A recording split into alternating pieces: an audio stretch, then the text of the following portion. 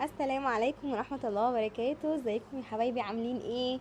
يا رب تكونوا بخير دايما ان شاء الله. النهاردة عندنا وليمة بيتزا. بيتزا بقى وميني بيتزا وبيتزا محشية الاطراف بالبسطرمة بالفراخ بالجبن. يعني عندنا حاجات كتيرة حلوة كده النهاردة ان شاء الله تعجبكم. اليوم بتاعنا النهاردة مليان حاجات حلوة كتير وكمان مشتريات. يلا بينا نشوف البيتزاية بتاعتنا الحلوة دي عملناها ازاي. فضلنا ناكل في البيتزا دي يومين. كانت بصراحة حلوة جدا وجميلة. يلا بينا بقى نشوف التكات والحركات بتاعت دودو. يلا بينا.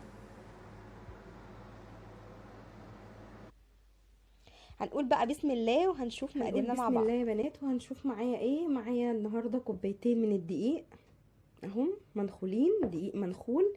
ومعايا هنا ده ربع كوبايه من الزيت، وهزود عليها كمان ربع كوبايه من الزيت، هيبقى نص كوب زيت. عندي معلقتين كبار من اللبن البودر. عندي معلقه كبيره من الخميره الفوريه. عندي معلقه كبيره من السكر الحبيبات العادي، يعني السكر العادي. ومعلقه صغيره من الملح. وعندي بيضايه وزعتر. ده الزعتر دوت اختياري، حابه تحطيه حطيه، مش حابه انت حره. وعندي ميه دافيه بحبه لبن صغيرين كانوا عندي، فزودتهم يعني وحطيتهم عليها عادي. ميه دافيه تمام. يبقى عندي ان هو الدقيق منخول كويس جدا جدا جدا، بعيد وزيد لازم الدقيق يبقى منخول كويس قوي. هنحط بقى كل المكونات عليه. ادي كده السكر العادي، وعندي اللبن البودر. احط كمان حبه، حوالي معلقه يعني، من الزعتر بتدي طعم حلو قوي.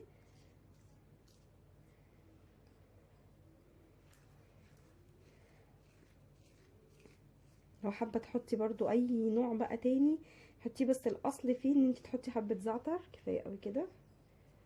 اهو الزعتر اهو ناشف تمام. اصلا الريحه بتبقى تحفه في الزعتر. وهبدا ان انا احط البيضه. بسم الله. هنحط كل المكونات مع بعض، هنبدا نقلب ونعمل كله مع بعضه يعني. وادي ربع كوب من الزيت، وهنحط ربع كوب تاني او اقل. هحط اقل، لو احتجت هحط تاني. تمام كده. بس كده، وهبدا بقى اقول بسم الله، وهبدا اقلب كله في قلب بعضه. بسم الله. زي ما قلتلك اللبن او الميه الدافيه على حسب ما العجينه بتاخد معاكي. ماشي اهي. انا وريت لكم برضو ازاي بنخمر الخميره. بس انا الخميره دي عارفاها يعني مجرباها، فخلاص مش هبدا ان انا اخمرها تاني. اهي. بخلط كل المكونات اللي دي مع بعضها كده. شايفين الزيت بيعمل؟ شايفين اهو. نعجن كده كويس قوي لحد ما نخلي الدقيق يتمزج كله في قلب بعضه اهو. يبقى هنا حطينا ايه؟ حطينا دقيق، كوبايتين دقيق عليهم حوالي اقل من نص كوب زيت. زيت طبعا نضيف.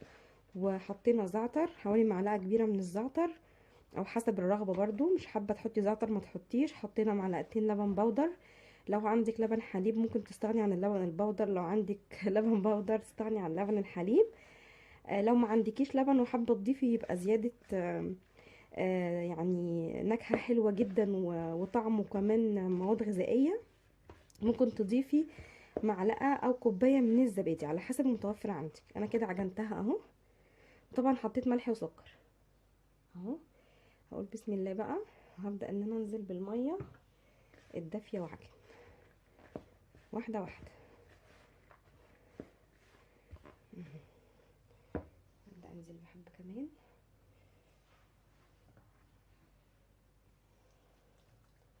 كده بالراحة، عشان العجينة ما تعملش معايا مرة واحدة وتبقى زودت المية اهي. حبة كمان.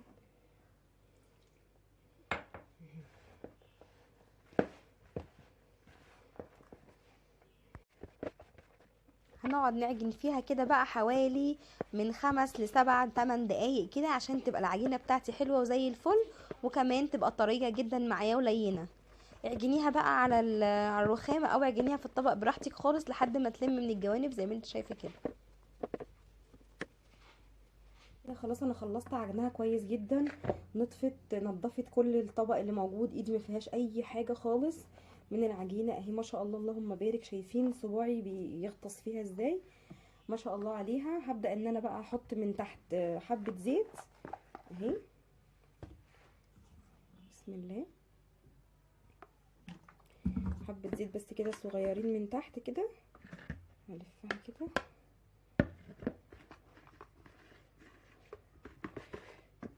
اهي من على الوش كمان.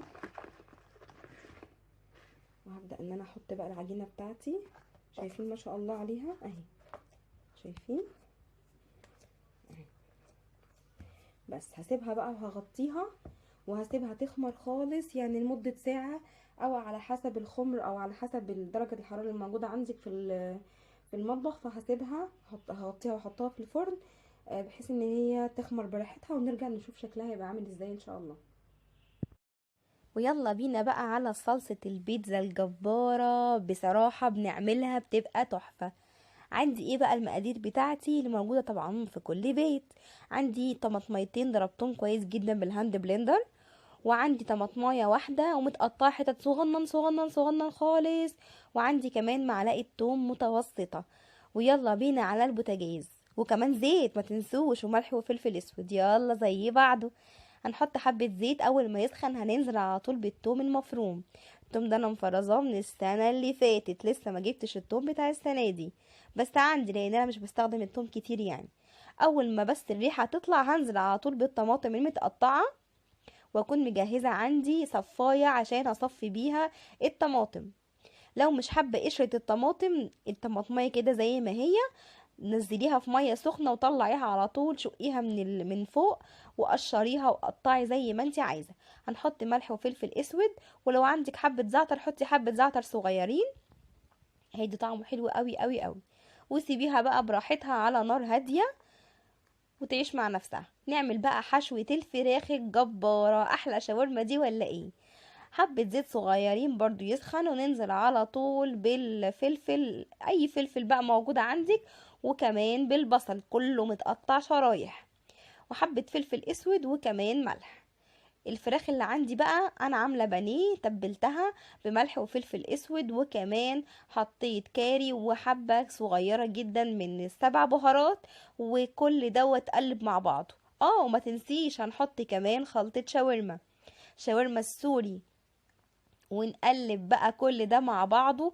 ويا سلام لو تسيبيها تريح نص ساعة كده ولا ربع ساعة، بس بصراحة انا مستعجلة ما عنديش وقت ان انا اريح.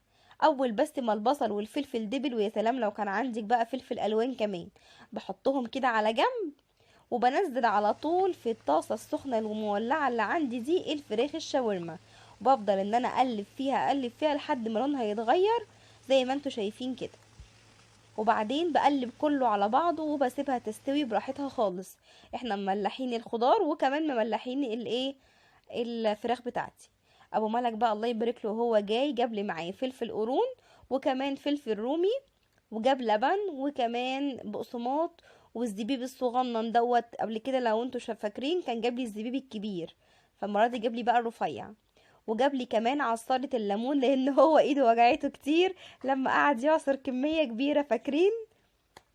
قعد يعصر ليمون كتير، حوالي كيلو ليمون، لحد ما ايده وجعته، فقال لك بقى لا مش كل مرة بقى تخليني اعصر الليمون، فتقريبا راح جابها بقى. طبعا هي مريحة جدا وكتر الف خيره يعني، ربنا يبارك له. جاب بقى المبشرة دي للعيلة وعيلة العيلة، جاب منها الوان كتير واشكال كتير. والله حتى نسيت اساله جابها بكام. فدي الحاجات اللي هو جابها معايا، وكان جايب بقى جبن وحاجات شلتها على طول في التلاجة، بقى الجبن احنا عارفينها يعني. عندي بقى هنا ايه، عندي فلفل رومي متخرط صغير، وعندي جبنة بيضة، وعندي كمان جبنة مثلثات، اي نوع موجود عندك اعمليه. وعندي هنا مخرطة على جنب فلفل رومي برضو، طماطم صغنن صغنن، ليه؟ للميني بيتزا.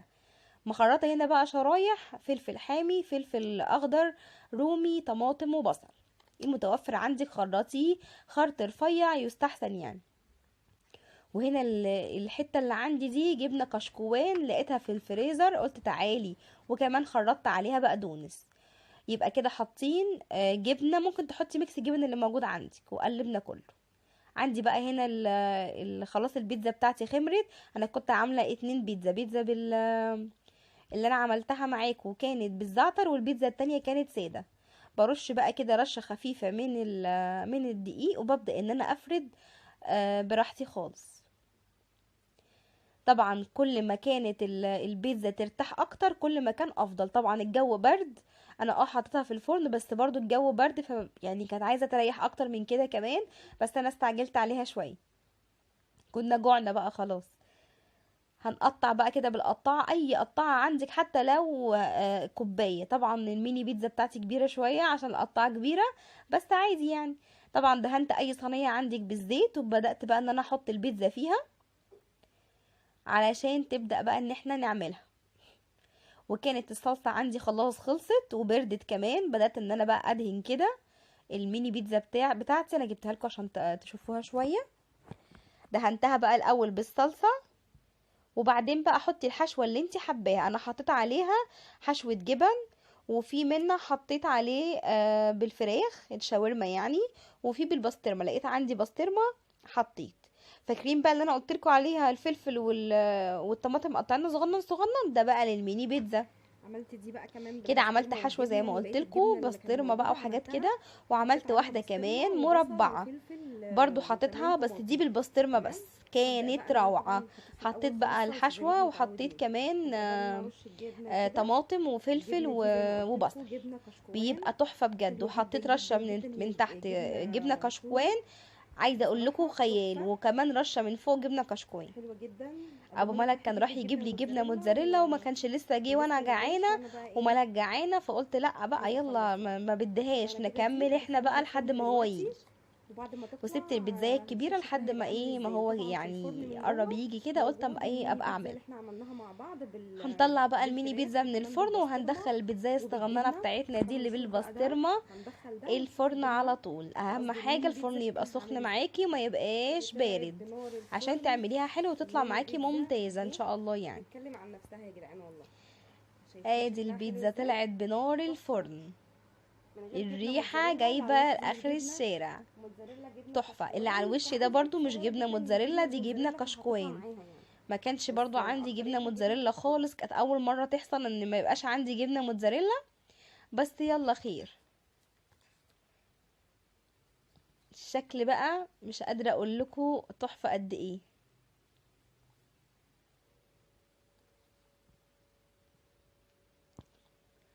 عندي بقى الصينية الكبيرة دي الحلوة الجميلة دي، هبدأ ان انا اعملها بيتزاية كبيرة. هندهن بقى الصينية من الجوانب. والله كان عندي صينية البيتزا نسيت خالص ان انا اطلعها. من سربعة ملك ليا عايزة بيتزا عايزة بيتزا، نسيت خالص اطلع الصينية بتاعة البيتزا. طبعا هعملها بالعجينة اللي بالزعتر، بتبقى طعمها حلو جدا. وفعلا فعلا كانت ممتازة، عجبت ابو ملك جدا عن البيتزاية، عن العجينة يعني اللي ما فيهاش زعتر. بمسكها بقى كده بلينها شوية مع بعض، وبعدين بقطعها وببدأ ان انا ايه نفردها مع بعض. رشة دقيق خفيفة كده او رشة زيت متوفرة عندك يعني اعمليه. ويلا بقى ابدأي افردي كل العجينة بتاعتك بالراحة خالص عشان ما تتقطعش منك. خدي من النص لبره، او يعني من النص للناحية التانية، ما تعمليش رايح جاي اكتر عشان ايه تبقى حلوة معاكي يعني وتتفرد كويس. انا بفرد كده عشان ما تبقاش تخينة معايا، السمك بتاعها ما يبقاش تخين، لان هي لسه لما تسخن في الفرن هتخمر كمان. بطبقها كده بقى عشان اعرف احطها في الصينية. شايفين العجينة اهي اتعملت حلو جدا. ببدأ ان انا افردها اكتر في الصينية لان انا عايزة ليها حافة. ليه عايزة ليها حافة؟ لان فاض ميكس جبن. اللي هو ايه ميكس جبن؟ جبنة كشكوان، وجبنة عادي اللي هي عبورلاند العادية خالص، وكمان جبنة مثلثات. والبقدونس اللي احنا حطيناه. ولقيت عندي حته صغننه خالص من الجبنه الرومي، قطعتها هي كمان، يعني هتقعد ليه. بصوا بقى، بطلع طرف كده العجينه زي ما انتوا شايفين، وببدا ان انا احط العجينه الجبنه جواها، وببدا ان انا اشد واقفل، بشد وبقفل، بشد وبقفل لحد ما تتقفل خالص، عشان ما تبقاش الجزئيه دي تخينه قوي، لا انا عايزاها رفيعه شويه. كده وببدا ان انا اخد مساحه كده، وبعمل نفس الموضوع. دهنتها بقى كلها بالصلصه اللي احنا عملناها، وبعدين هحط رشه حلوه جميله كده من الجبنه الكشكوان، هبدأ بقى ان انا احط الخضار بتاعي اللي هو عبارة عن ايه، عن وبعدين هنحط بقى ايه الخضار بتاعي. على فكرة ممكن تزودي خضار وممكن تقللي براحتك خالص، على حسب ما انت حابة، على حسب ما انت بتعملي الاكل ده اذواق، فبراحتك خالص طبعا على حسب ما تحطي انت بتحبي او مثلا تشيلي تفردي اي خضار، على حاجة حسب ما يعني انت انت حباها. بتحبيه، ده شيء يرجع لك يعني. انا طبعا زي ما انتوا كده عارفين من عشاق الفلفل والبصل، فحطيت بصراحة بيبقى طعمه حلو جدا. وعلى فكرة هو بيستوي، يعني مش بيبقى مقرمش الفلفل وكده يعني، لا بيستوي طبعا في احنا البيتزاية حاطين عادي اصلا جدا. في بوزع بقى الفراخ كده فلفل البصل، طبقة بصل، وهوزع ولكن كمان مش طبقة كتير، فلفل بسيط الوان يعني او بسيط فلفل في اخضر. البصل ما بس كانش مش عندي كتير. بصراحة الوان، كان عندي فلفل اخضر بس. بس انتي طبعا يستحسن يكون عندك الوان، يعني لما بتنوعي كده وبتكتري في الالوان بتبقى كده احلى كتير يعني. خلاص كده. بعدين هبدأ ان انا احط طماطم. ايه رأيك يا لوكا في البيتزا؟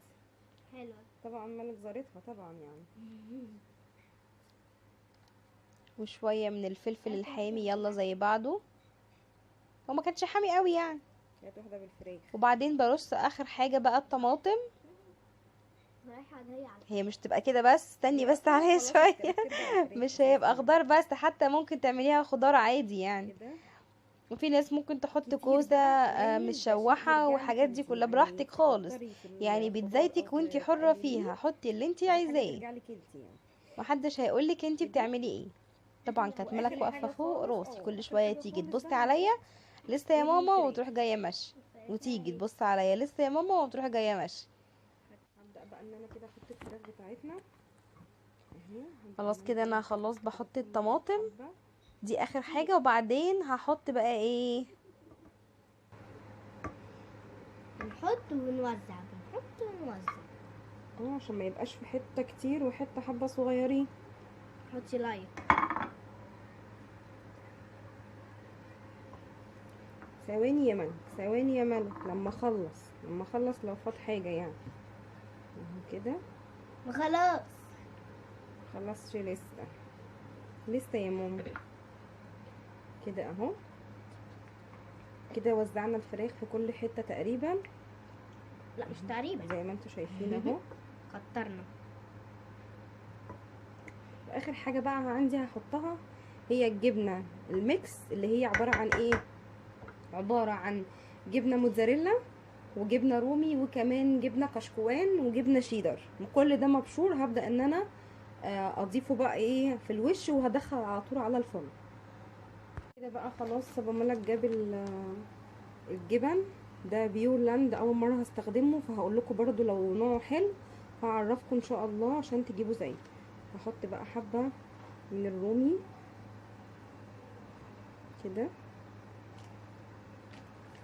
وفي تاني ده برضه وشيدر. اهو.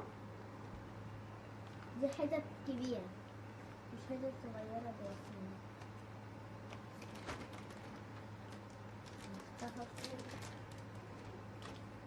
اهو. ناخد شوية ونحط. هي الجبنة ديت بتموت. كده. الجبنة ديت بتموت. شوفوا زي الزحليقة على حسب بقى ما انت عايزه المطه بتاعتها، على حسب ما انت بتحطي. احنا بنحب المطاط بتاعتها. وعندي بقى الجبنه الموتزاريلا اهو. نحط جبنة موتزاريلا تاني.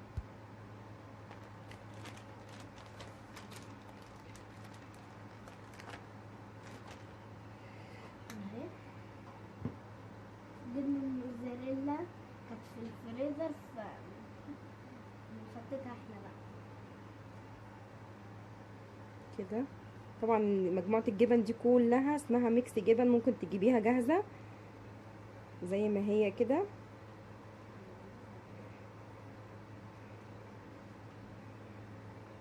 ده كان معمول عليه عرض على النت وابو ملك شاف وكده فجبناه، وهعرفكم بقى ايه لو حلو هقول لكم.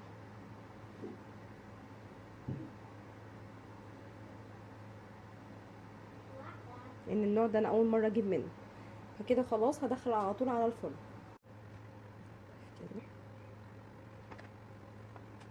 الفراخ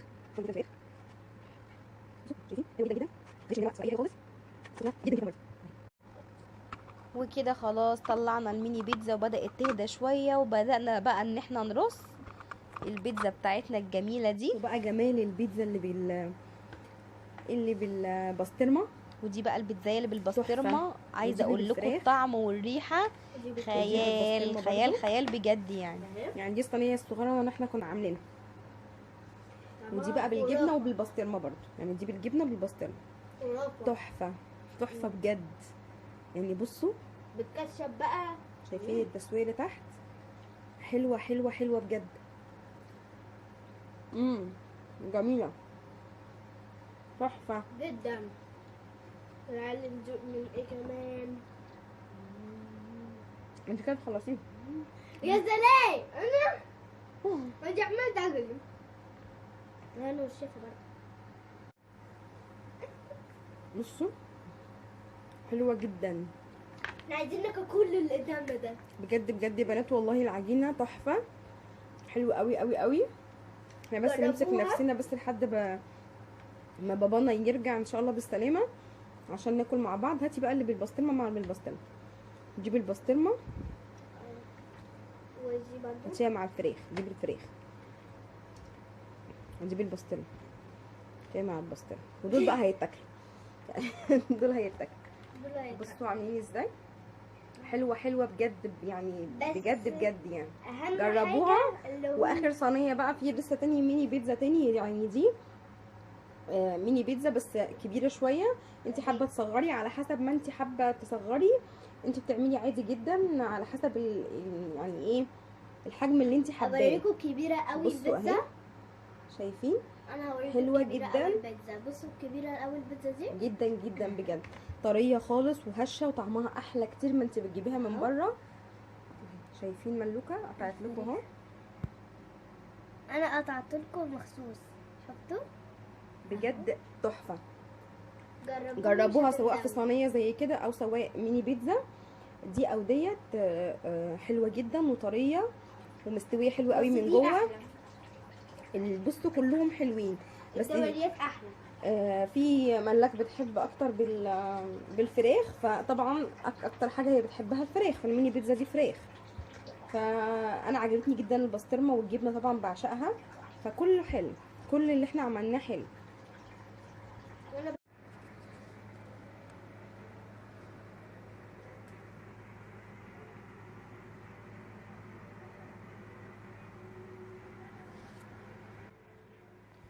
وادي بقى البيتزاية الكبيرة بتاعتنا المحشية الاطراف طلعتها من الفرن.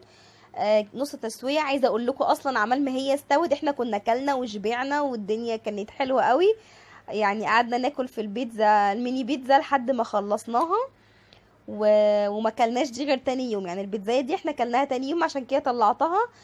مش يعني الجبنة يا دوبك بس سايحة وخلاص. شايفين ما شاء الله عالية ازاي وطرية، والجبن اللي احنا حطيناها في الاطراف ديت تدوسي عليها تبوظ كده من الجبن. حلوة قوي. لو ممكن كمان تحطي مع الميكس جبن اللي احنا عملناه. وخلاص كده خلصنا البيتزا الجميلة بتاعتنا بكل انواعها. يا رب تكون الوصفة بتاعتي عجبتكم. ما تنسوش من صالح دعواتكم، ما تنسوش لايك وشير للفيديو. اشوفكم في فيديو جديد ووصفة جديدة في حفظ الله، والسلام عليكم ورحمة الله وبركاته.